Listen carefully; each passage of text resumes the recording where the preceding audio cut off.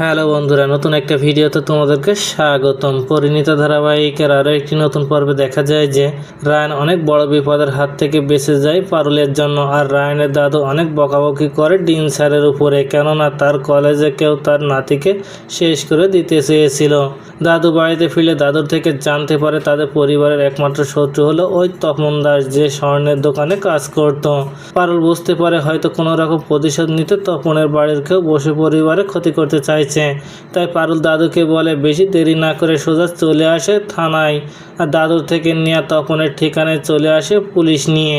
আর তুর্য নিজের ঘরে ফিরে নিজের কস্টিউম চেঞ্জ করেনি, আর তাই দাদুর স্মৃতিগুলো বসে বসে ভাবছে আর বলতে থাকে ওই বসু পরিবারের লোককে কোনো রকম শান্তিতে থাকতে দেব না।